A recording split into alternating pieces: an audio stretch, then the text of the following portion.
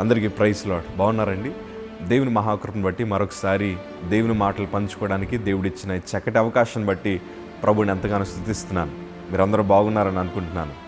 ఇవాళ మన జీవితంలో మనం ఎప్పుడు ఆశిస్తూ ఉంటాం, మనశ్శాంతిగా బ్రతకాలి ప్రభా, పీస్ ఆఫ్ మైండ్ నాకు ఉండాలి అని మనం చాలాసార్లు ప్రార్థన చేస్తున్నాం. కానీ మన లైఫ్లో పీస్ ఆఫ్ మైండ్ కానీ, మనశ్శాంతి కానీ, సంతోషం కానీ ఉండలేకపోతున్నాం. ఎందుకో తెలుసా?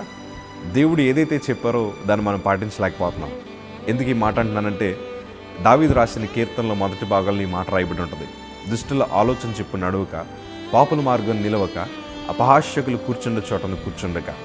ఈ 3 మాటలు ఒకసారి మీకు ఎందుకు జ్ఞాపకం చేస్తానంటే, ఒకసారి మీ ఫోన్ ఓపెన్ చేస్తుండి. మనం చాలా మట్టికి మాట్లాడేది కూడా దుష్టులతోనే మాట్లాడుతున్నాం. లోకరీత్యా సంభాషణలు చేసేవారితోనే మనం మాట్లాడుతున్నాం. మన సహవాసులు కూడా చాలామంది ఎలా ఉన్నారంటే, బ్యాడ్ హ్యాబిట్స్ కలిగిన వారితో మనం సహవాసం చేస్తున్నాం.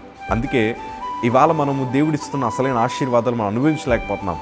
మన సర్కిల్ దేవునికి మనల్ని దూరం చేస్తుంది. మన ఫ్రెండ్ సర్కిల్ మనం పాజిటివ్గా బ్రతకకుండా చేస్తుంది.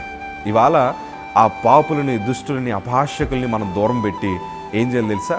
యెహోవా ధర్మశాస్త్రమందు ఆనందించాలి, దివారాత్రము దాన్ని ధ్యానించేవాడు ధన్యుడని ప్రభు లేఖనాలు సెలవిస్తున్నాయి. దేవుని వాక్యం చదివితే దేవుడు ఏం చేస్తారో తెలుసా? తగిన కాలం ముందు ఫలమిచ్చు చెట్టు వలె ప్రభు మనల్ని చేస్తారు. అంటే రైట్ టైంలో దేవుడు మిమ్మల్ని బ్లెస్ చేయబోతున్నారు. ఈరోజు నేను అంటాను, నీ సర్కిల్ మారాలి, నీ చుట్టూ ఉండే పరిస్థితులు మారాలి. దేవునితో ఒక మంచి సంబంధాన్ని నువ్వు ఏర్పాటు చేసుకోగలిగితే you are going to be blessed in right time. So ఇవాళ ఒక మంచి నిర్ణయం తీసుకోవాల్సిన బాధ్యత నీ చేతిలోనే ఉంది.